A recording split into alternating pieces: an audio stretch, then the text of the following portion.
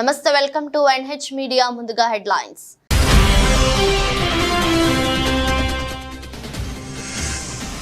ఆర్థిక మంత్రిగా బాధ్యతలు స్వీకరించిన నిర్మలా సీతారామన్ కొత్త ప్రభుత్వంలో మొదటి బడ్జెట్ను రూపొందించే బృహత్తర బాధ్యత.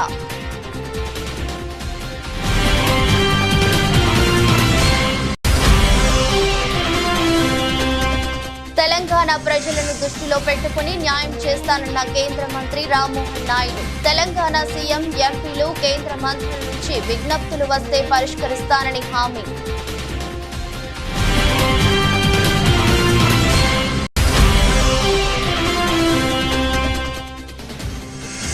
ఆంధ్రప్రదేశ్ రాష్ట్ర ముఖ్యమంత్రిగా ప్రమాణ స్వీకారం చేసిన నారా చంద్రబాబు నాయుడు. చంద్రబాబుతో ప్రమాణం చేయించిన రాష్ట్ర గవర్నర్ అబ్దుల్ నజీర్.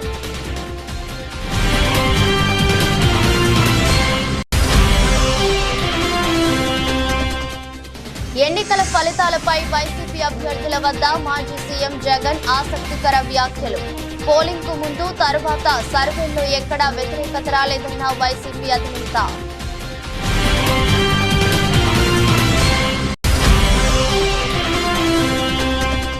తొర్రూరులో ప్రపంచ బాల కార్మిక వ్యతిరేక దినం సందర్భంగా అవగాహన సదస్సు.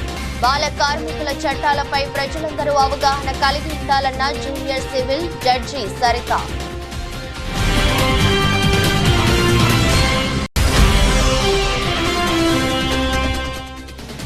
హైదరాబాద్ శివారు రాజేంద్ర నగర్ లో స్కూల్ బస్సులపై ఆర్టీఏ అధికారులు పోరాడా. ఈ రోజు నుండి పాఠశాలలు ప్రారంభం కావడంతో విద్యార్థులను రవాణా చేసే స్కూల్ బస్సులపై ఫోకస్.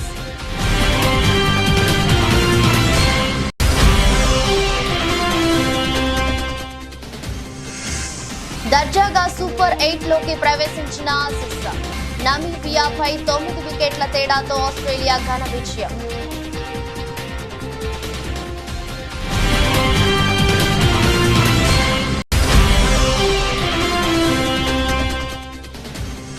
స్వల్ప లాభాలతో మొదలై క్రమంగా పుంజుకున్న దేశీయ స్టాక్ మార్కెట్లు. 57 పాయింట్లు పెరిగిన సెన్సెక్స్, నిమిషాల్లోనే లక్షల కోట్ల సంపద.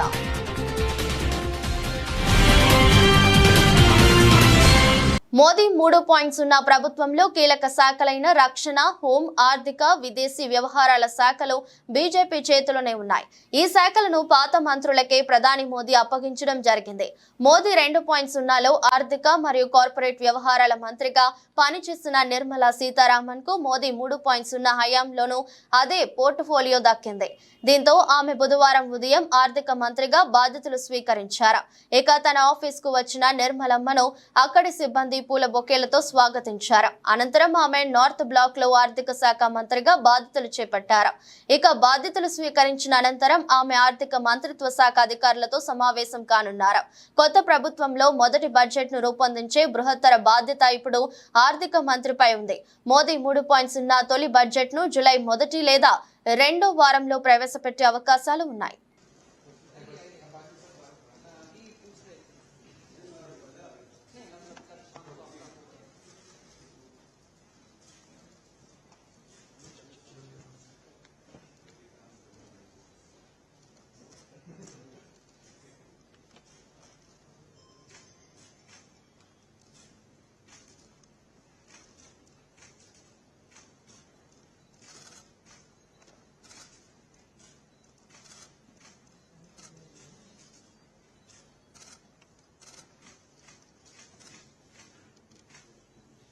తెలంగాణ ప్రజలను దృష్టిలో పెట్టుకుని తాను ఆ ప్రాంతానికి న్యాయం చేసే ప్రయత్నం చేస్తానని కేంద్ర మంత్రి టీడీపీ నేత రామ్మోహన్ నాయుడు అన్నారు. ఆయన మీడియాతో మాట్లాడుతూ తెలంగాణ ఎంపీలు, కేంద్ర మంత్రులు, తెలంగాణ ముఖ్యమంత్రి ఇలా ఎవరి నుంచి తనకు విజ్ఞప్తులు వచ్చినా మరో ఆలోచన లేకుండా ఆ ప్రాంతానికి న్యాయం చేసే ప్రయత్నం చేస్తానని హామీ ఇచ్చారు. తన సహకారంతో తెలంగాణలో అభివృద్ధి కార్యక్రమాలు చేపడతామని కేంద్ర మంత్రి కిషన్ రెడ్డి అన్నారని ఇది తనకు ఎంతో సంతోషాన్ని ఇచ్చిందన్నారు. తెలుగు రాష్ట్రం నుంచి కూడా కొన్ని డిమాండ్స్ వరంగల్ ఎయిర్పోర్ట్ కావచ్చు, కొత్తగూడెం ఇలాంటివి. ఎందుకంటే తెలంగాణలో హైదరాబాద్ తప్ప ఇంకో ఎయిర్పోర్టే లేదు. నాకు కూడా చాలా ఆనందం అనిపించింది. ఈరోజు మన న్యూస్లో కూడా చూశాను, కిషన్ రెడ్డి గారు ఆల్రెడీ మా తెలంగాణ రాష్ట్రానికి కూడా మన సోదరుడు రామ్మోహన్ తాలూకా సహకారం తీసుకొని చాలా కార్యక్రమాలు చేయాలని, ఆ అనుబంధం ఎప్పుడు కూడా మనం కొనసాగించాలి. ఈ సివిల్ ఏవియేషన్ మినిస్ట్రీ ద్వారా అది కొనసాగించే అవకాశం దక్కింది. మా తెలంగాణ ప్రజలకు కూడా నేను చేరువయ్యే అవకాశం దక్కింది. కాబట్టి నేను తెలంగాణ మీద కూడా దృష్టి పెడతాను. అక్కడ ఉన్నటువంటి సమస్యలు మరి మాకున్నటువంటి సహచార మంత్రివర్గం కానీ లేకపోతే అక్కడ ముఖ్యమంత్రి గారు కానీ వాళ్ళ తరపున కూడా ఏది వచ్చినా సరే ఎక్కడ కూడా ఎటువంటి భేదాలు పెట్టుకోకుండా తెలంగాణ ప్రజల్ని దృష్టిలో పెట్టుకొని ఆ ప్రాంతానికి కూడా న్యాయం చేయడానికి ఖచ్చితంగా ఇచ్చేస్తాను. ఆంధ్రప్రదేశ్ ముఖ్యమంత్రిగా నారా చంద్రబాబు నాయుడు ముఖ్యమంత్రిగా ప్రమాణ స్వీకారం చేశారు. రాష్ట్ర గవర్నర్ అబ్దుల్ నజీర్ చంద్రబాబుతో ప్రమాణం చేయించారు. విజయవాడలోని కేసరపల్లి సమీపంలో ఏర్పాటు చేసిన కార్యక్రమంలో భారీ జనసందోహం మధ్య చంద్రబాబు సీఎంగా ప్రమాణ స్వీకారం చేశారు. కేసరపల్లిలో జరిగిన ఈ కార్యక్రమానికి ప్రధాని నరేంద్ర మోదీ, హోంమంత్రి అమిత్ షా సహా పలువురు ప్రముఖులు, వేల మంది అభిమానులు హాజరయ్యారు. నేను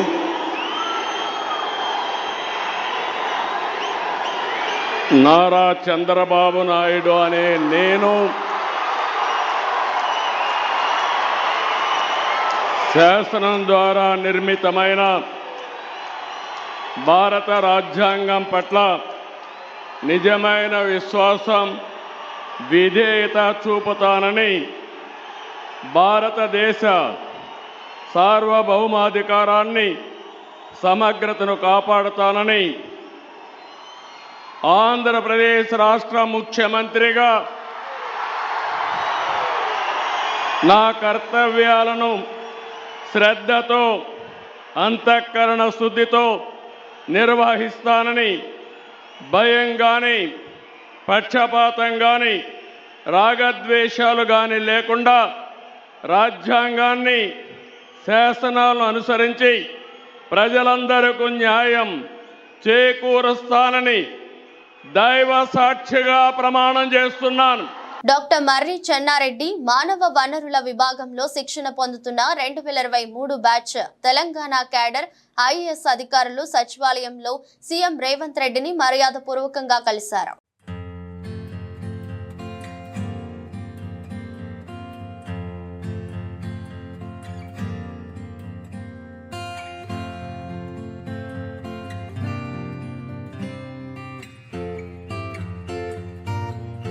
ఏపీ అసెంబ్లీ ఎన్నికల ఫలితాలపై మాజీ సీఎం వైఎస్ఆర్సీపీ అధినేత వైఎస్ జగన్మోహన్ రెడ్డి ఆసక్తికరమైన వ్యాఖ్యలు చేశారు. ఎన్నికలకు ముందు ఎక్కడా ప్రభుత్వంపై వ్యతిరేకత కనిపించలేదని, కానీ ఫలితాలు మాత్రం విభిన్నంగా వచ్చాయని వ్యాఖ్యానించారు. పోలింగ్ కు ముందు, అనంతరం రాష్ట్ర వ్యాప్తంగా సర్వే చేయించామని, 17 లక్షల శాంపిల్స్ తీసుకున్నామని వెల్లడించారు. వైసీపీ కార్యకర్తలను తెలుగుదేశం పార్టీ నాయకులు ఇబ్బంది పెడుతున్నారని వైఎస్ జగన్ వ్యాఖ్యానించారు. నష్టపోయిన కార్యకర్తలను తాను పరామర్శిస్తానని భరోసా ఇస్తానని పార్టీ నాయకులకు జగన్ వెల్లడించారు. కార్యకర్తలపై దాడులను అంతా కలిసి ఎదుర్కోవాలని, జిల్లా స్థాయిలో టీంగా నిలవాలని, కార్యకర్తలకు అండగా ఉండి ఆదుకోవాలని నేతలకు దిశానిర్దేశం చేశారు. ఇక ఎన్నికల్లో పార్టీకి 40% ఓటింగ్ వచ్చిందని, పార్టీ నేతలంతా ప్రజల మధ్యనే ఉండాలని జగన్ సూచించారు.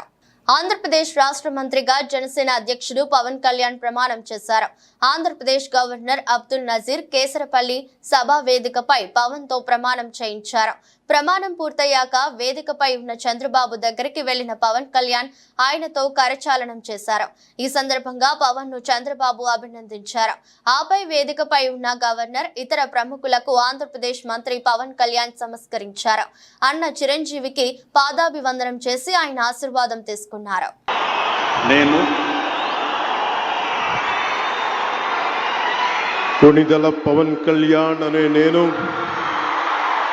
శాసనం ద్వారా నిర్మితమైన భారత రాజ్యాంగం పట్ల నిజమైన విశ్వాసం, విధేయత చూపుతానని, భారతదేశ సార్వభౌమాధికారాన్ని, సమగ్రతని కాపాడుతానని, ఆంధ్రప్రదేశ్ రాష్ట్ర మంత్రిగా నా కర్తవ్యాలను శ్రద్ధతో, అంతఃకరణ శుద్ధితో నిర్వహిస్తానని, భయం కానీ, పక్షపాతం కానీ, రాగద్వేషాలు కానీ లేకుండా రాజ్యాంగాన్ని శాసనాలని అనుసరించి ప్రజలందరికీ న్యాయం చేకూరుస్తానని దైవ సాక్షిగా ప్రమాణం చేస్తున్నాను.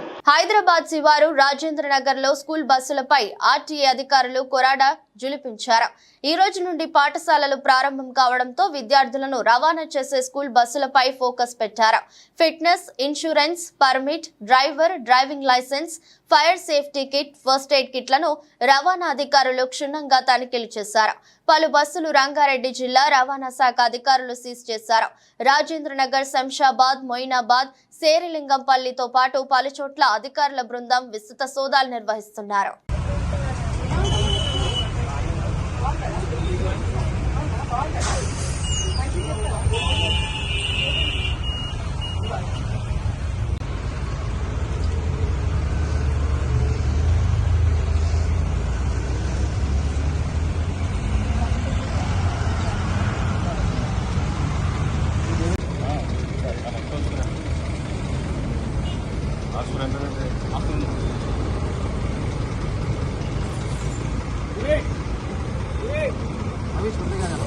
गाड़ी छोड़ रहे थे स्टूडेंट्स को।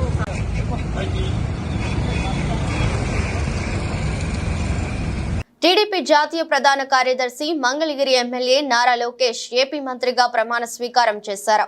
ముఖ్యమంత్రిగా చంద్రబాబు ప్రమాణ స్వీకారం అనంతరం ఏపీ నూతన మంత్రులు ప్రమాణ స్వీకారం చేశారు. నారా లోకేష్ తండ్రి చంద్రబాబుకు పాదాభివందనం చేసి ఆశీస్సులు అందుకొని ప్రమాణ స్వీకారం చేశారు.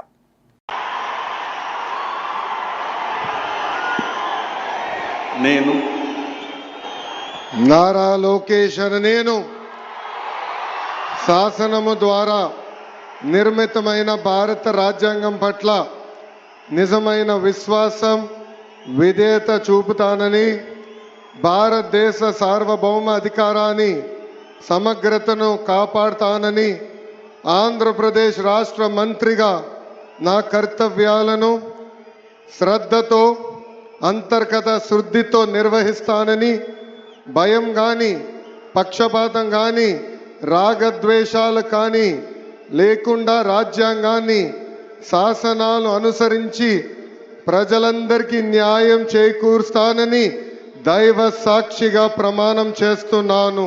మెదక్ జిల్లా రామాయంపేట మండల కేంద్రంలోని శ్రీ సాయి కృష్ణ నర్సింగ్ హోమ్ లో ఇటీవల గర్భిణీ మృతిపై జిల్లా వైద్యాధికారి శ్రీరామ్ విచారణ చేపట్టారు. బాధితులు ఇచ్చిన ఫిర్యాదు మేరకు జిల్లా కలెక్టర్ రాహుల్ రాజ్ ఆదేశాల మేరకు ఆసుపత్రికి చేరుకున్న అధికారులు విచారణ నిర్వహిస్తున్నారు. ఆసుపత్రిలో రికార్డులను పరిశీలించారు. పూర్తి స్థాయి విచారణ చేపట్టి జిల్లా కలెక్టర్ కు నివేదిక సమర్పిస్తామని డిఎంహెచ్ఓ తెలిపారు. సో మనకి యాక్చువల్ ఏంటంటే ఈ ఎన్నికల కౌంటింగ్ ఉండే బట్టి అది రెండు మొదలు చూసుకున్నాయి. సో మన ఆనరబుల్ డిస్ట్రిక్ట్ మేజిస్ట్రేట్ గారు ఇచ్చిన గైడ్లైన్స్ ప్రకారం ఈ డెత్కు సంబంధించిన డీటెయిల్స్ నిజాలు ఎందుకు జరిగింది దాని మీద మన గైనకాలజిస్ట్ చూడాలి గారు, మీరు కూడా గైనకాలజిస్ట్ పియాట్రిషియన్, అదేవిధంగా మన డిప్యూటీ అవుతున్నారు. సో ఇక్కడ మనం ఏంటంటే 17వ తారీఖు రోజు మిస్టర్ గారు 26 years చనిపోయింది కదా. సో బ్లీడింగ్ తోటి చనిపోయిందనే దాని మీద నెగ్లిజెన్స్ ఎక్కడ ఉంది? డాక్టర్ నెగ్లిజెన్స్ ఉన్నదా, లేకపోతే నార్మల్ డెలివరీ కూడా మేనేజ్ చేసే హాస్పిటల్ ఉందా? సో ఎందుకంటే మేము ఇంతకుముందు ఈ హాస్పిటల్కి ఏమిటో లైసెన్స్ ఇచ్చారు. లైసెన్స్ తోటి పాటుగా ప్రతి ఏఎంసీ కేసు అయినా కానీ స్కానింగ్ చేసినా కానీ స్కానింగ్ రిపోర్ట్ కూడా మాకు సబ్మిట్ చేయాలి. సో బీసీ పెండెంట్ యాక్ట్ కానీ, తర్వాత ఈ క్లినికల్ ఎస్టాబ్లిష్మెంట్ యాక్ట్ 2010 కానీ ఇలాంటివి జరిగినప్పుడు గవర్నమెంట్ నుంచి కూడా మాకు అడిగింది డీటెయిల్ చేయమని. మీరు కూడా కరెక్ట్గా ఇచ్చారు కాంపెనీ. సో దాని మీద టోటల్గా ఒక ఎంక్వైరీ స్టేట్మెంట్ అన్నీ తీసుకొని రిపోర్టు ఆనరబుల్ డిస్ట్రిక్ట్ కలెక్టర్ గారికి సబ్మిట్ చేస్తాం. డిసిషన్ అనేది సాల్వ్ చేస్తాం. అది ఎక్కడైతే నెగ్లిజెన్స్ కనబడ్డది దాన్ని మేము ఐడెంటిఫై చేసి పియాట్రిషియన్ గారు, గైనకాలజిస్ట్ గారు, సీనియర్ మన గైనక అందరూ చూస్తారు. సో దాని తర్వాత ఏంటంటే వాళ్ళ తరపు నుంచి కూడా స్టేట్మెంట్ తీసుకుంటాం. సోమ్ డిస్టిలరీస్ అనే సంస్థ మీద విచారణ జరపాలని బీఆర్ఎస్ నేత మన్నే క్రిషాంక్ డిమాండ్ చేశారు. సోమ్ డిస్టిలరీస్ నుండి కాంగ్రెస్ పార్టీకి ముడుపులు అందాయని, దీని మీద పూర్తి ఆధారాలు ఇచ్చామన్నారు. ఇప్పుడు సోమ్ డిస్టిలరీస్ సంస్థను తాత్కాలికంగా నిలిపివేశారన్నారు.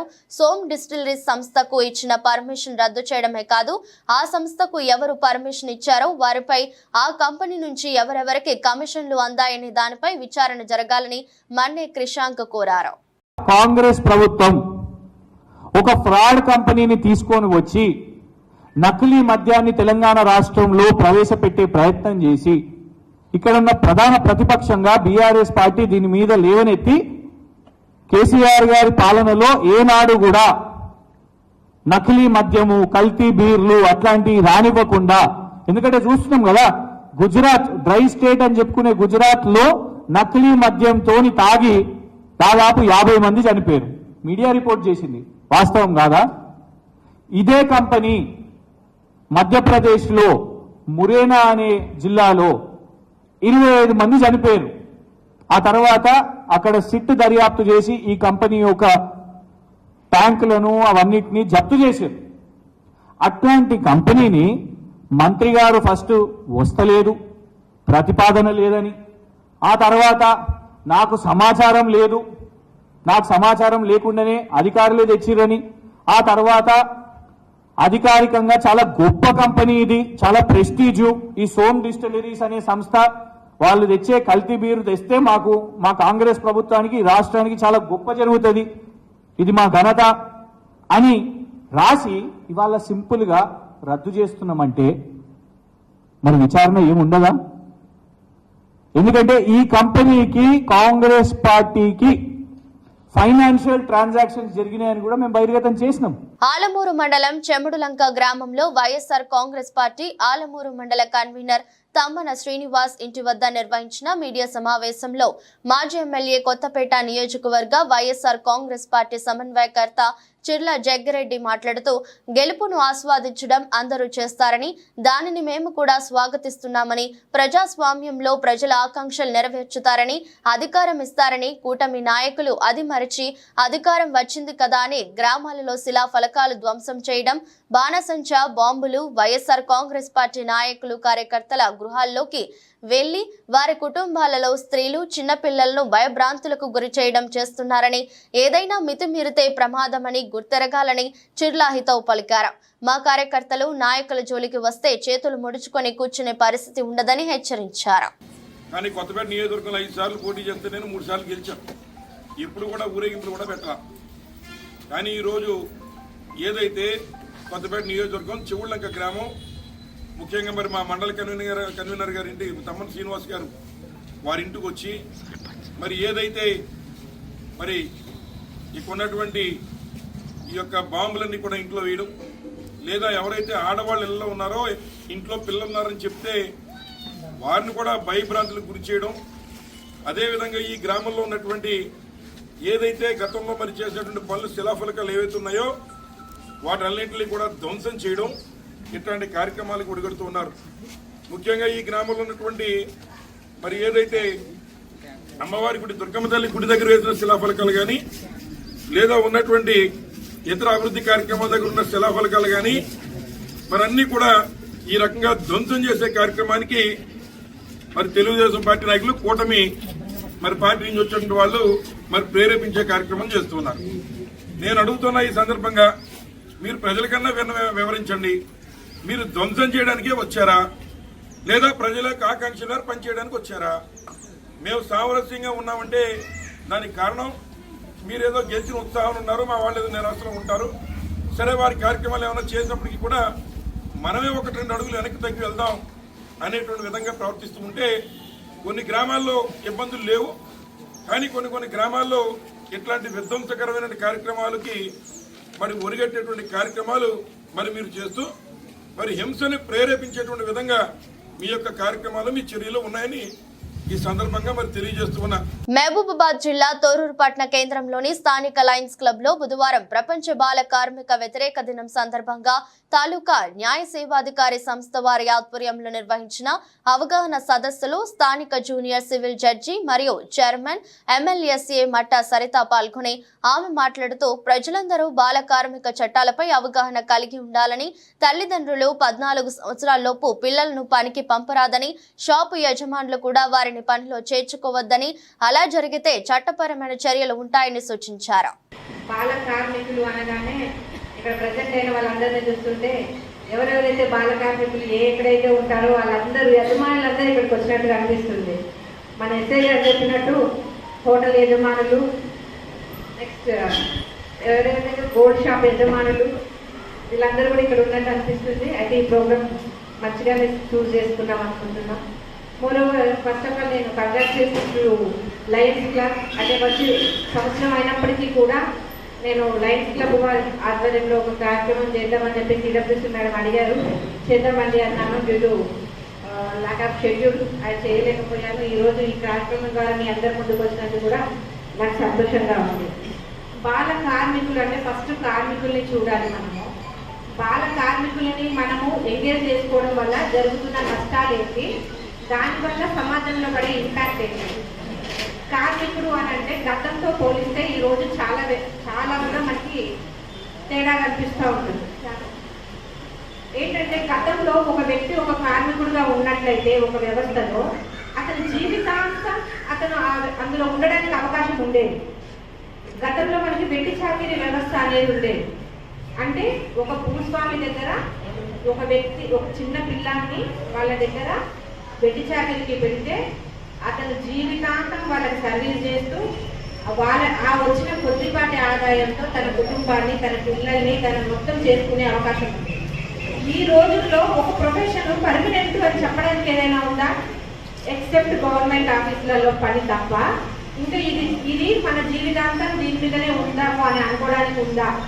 లేదు. మరి అలాంటప్పుడు మనము పిల్లాన్ని చిన్నప్పటి నుంచి ఒక కార్మికుడిగా తయారు చేస్తే అది శాశ్వతంగా ఉంటుందా అంటే ఈరోజు మనకి బెస్ట్ ఎగ్జాంపుల్ ఏంటంటే ఏఈ టెక్నాలజీ వచ్చింది. హుస్నాబాద్ కాంగ్రెస్ పార్టీ కార్యాలయంలో కాంగ్రెస్ పార్టీ మండల అధ్యక్షులు విలేకరుల సమావేశంలో మాట్లాడుతూ హుజూరాబాద్ ఎమ్మెల్యే పాడి కౌశిక్ రెడ్డి బీఆర్ఎస్ భవన్ లో ప్రెస్ మీట్ పెట్టి మంత్రి పొన్నం ప్రభాకర్ మీద అబండాలు, అబద్ధపు మాటలు మాట్లాడటం సరికాదని హెచ్చరించారు. మంత్రిపై లేనిపోని ఆరోపణలు చేసి కౌశిక్ రెడ్డి ప్రజలను తప్పుదోవ పట్టించేందుకు ఆరోపణలు చేస్తున్నారని అన్నారు. మంత్రి పొన్నం ప్రభాకర్ కు బహిరంగ క్షమాపణ చెప్పాలని హెచ్చరించారు. హుజురాబాద్ ఎమ్మెల్యే అయిన పాడి కౌశిక్ రెడ్డి గారు బీఆర్ఎస్ భవన్ హైదరాబాద్లో ప్రెస్ మీట్ పెట్టడం జరిగింది. ప్రెస్ మీట్లో తను ఒక మాట మాట్లాడిండు.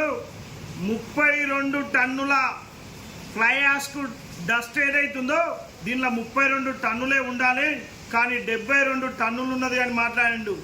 అరే అవులా సన్నాసి, 32 + 32 64 కన్నా అంటే మీరు మాట్లాడే మాటలు ఎట్లున్నాయి అని అంటే 32 టన్నులకు అవసరం అనుకుంటే ఇంకో 5 టన్నులు పడతాయి, 10 టన్నులు పడతాయి. కానీ 32కు 32 64 పడతాయా? ఆయనతో సోయలేనోడా? ఆ వేపించి బిల్లులు ఎక్కడనో అబద్ధపు బిల్లులు తీసుకొచ్చి ఇవి ఎవిడెన్స్ అని చూపిస్తున్నాయి, ఏమన్నా సోయినదా అని అడుగుతున్నాం. అంటే నువ్వు చెప్పేది ప్రతి ఒక్కటి అబద్ధము అని చెప్పడం కోసం నిదర్శనం నీ దగ్గరున్న వేబిల్లే అని అంటున్నాం. 32, 72 అని అంటే 40 టన్నులు ఎలా ఎక్కువ పడుతుంది? ఫ్లై యాష్కు వెయిట్ తక్కువ ఉంటుంది, హైట్ ఎక్కువ వస్తుంది, డబుల్ పట్టేంత స్ట్రెంత్ కూడా ఉండదు. అంటే ఈ అబద్ధపు మాటలతోని ఏదైతే నువ్వు ఇవాళ బీఆర్ఎస్ ప్రభుత్వంలో ఉన్న బీఆర్ఎస్ నాయకులైన కేసీఆర్, కేటీఆర్, హరీష్ రావుల యొక్క మెప్పు పొందడం కోసం నువ్వు మాట్లాడుతున్నావు. సచ్చిపోయిన పాము ఇవాళ బీఆర్ఎస్ పార్టీలో ఏ ఒక్కరు కూడా నోరు మెదపడం లేదు. పార్టీని ఎవరు ప్రజలు కూడా స్వీకరించడం లేదు. ప్రజలు బీఆర్ఎస్ను మర్చిపోతున్నారు అని చెప్పేసి ఇవాళ నువ్వు మా మంత్రి గారి మీద అవక్కులు చెవక్కులు చేస్తున్నావు. నిజాంపేట మండల వ్యాప్తంగా బుధవారం ప్రభుత్వ పాఠశాలతో పాటు ప్రైవేట్ పాఠశాలలు కూడా పునఃప్రారంభమయ్యాయి. ఈ సందర్భంగా ప్రాథమిక పాఠశాల ప్రధానోపాధ్యాయులు ప్రభాకర్ మాట్లాడుతూ తెలంగాణ వ్యాప్తంగా ప్రభుత్వ పాఠశాలలు పునఃప్రారంభమయ్యాయని అన్నారు. ప్రభుత్వ పాఠశాలలో ఉచిత పాఠ్య పుస్తకాలతో పాటు ఏకరూప దుస్తులు, మధ్యాహ్న భోజనంతో పాటు పిల్లలకు మంచి విద్యను అందిస్తున్నామన్నారు. బడులు పిల్లలను ప్రభుత్వ పాఠశాలను చేర్పించేలా చూడాలని పిల్లల తల్లిదండ్రులకు సూచించారు. మొదటి రోజు విద్యార్థులు ఎక్కువ సంఖ్యలో హాజరు కాకపోవడం విశేషం. ఈ కార్యక్రమంతో పాటు పాఠశాల ఉపాధ్యాయులు తదితరులు పాల్గొన్నారు.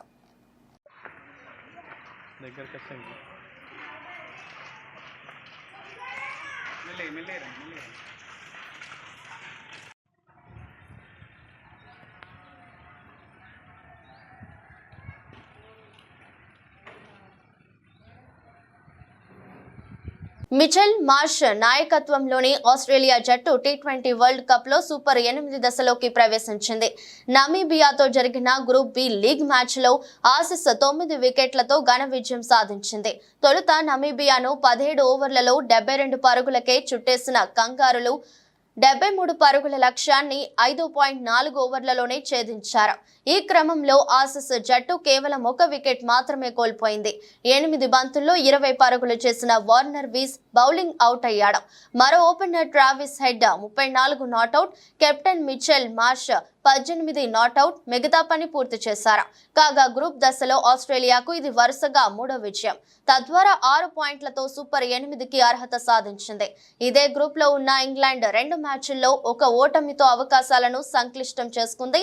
స్కాట్లాండ్ 3 మ్యాచ్ల్లో 2 విజయాలతో ఆసీస్ తర్వాత స్థానంలో ఉంది.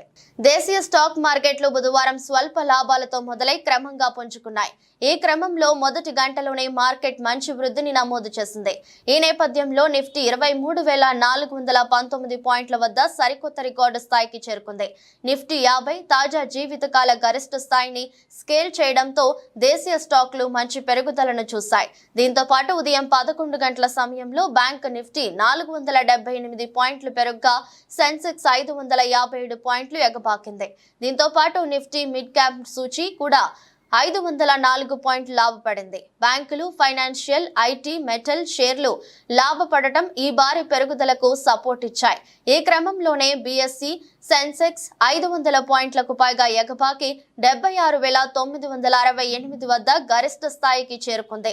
దీంతో దేశీయ స్టాక్ మార్కెట్ల పెరుగుదలతో దాదాపు కొన్ని నిమిషాల వ్యవధిలోనే మదుపర్లు 2.8 లక్షల కోట్లను సంపాదించారు.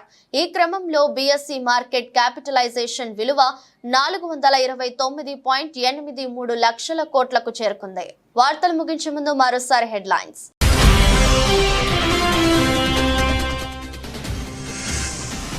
ఆర్థిక మంత్రిగా బాధ్యతలు స్వీకరించిన నిర్మలా సీతారామన్ కొత్త ప్రభుత్వంలో మొదటి బడ్జెట్ను రూపొందించే బృహత్తర బాధ్యత.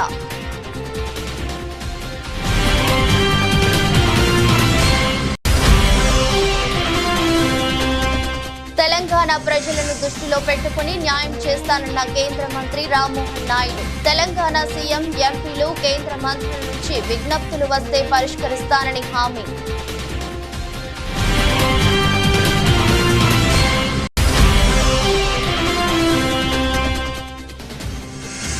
ఆంధ్రప్రదేశ్ రాష్ట్ర ముఖ్యమంత్రిగా ప్రమాణ స్వీకారం చేసిన నారా చంద్రబాబు నాయుడు.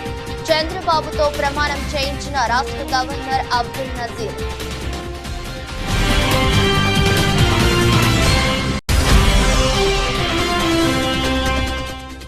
ఎన్నికల ఫలితాలపై వైసీపీ అభ్యర్థుల వద్ద మాజీ సీఎం జగన్ ఆసక్తికర వ్యాఖ్యలు. పోలింగ్ కు ముందు, తర్వాత సర్వేల్లో ఎక్కడా వ్యతిరేకత రాలేదన్న వైసీపీ అధినేత.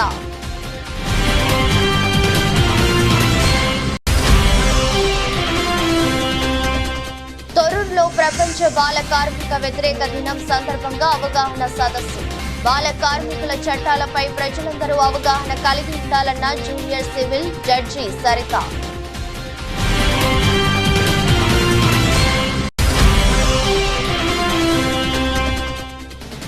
హైదరాబాద్ శివారు రాజేంద్ర నగర్ లో స్కూల్ బస్సులపై ఆర్టీఏ అధికారులు పోరాడా. ఈ రోజు నుండి పాఠశాలలు ప్రారంభం కావడంతో విద్యార్థులను రవాణా చేసే స్కూల్ బస్సులపై ఫోకస్.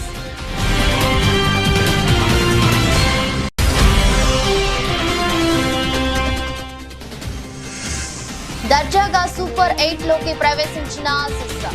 నమీబియాపై 9 వికెట్ల తేడాతో ఆస్ట్రేలియా ఘన విజయం.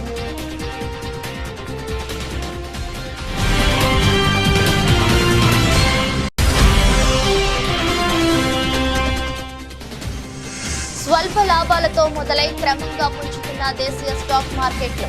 57 పాయింట్లు పెరిగిన సెన్సెక్స్, నిమిషాల్లోనే లక్షల కోట్ల సంపద.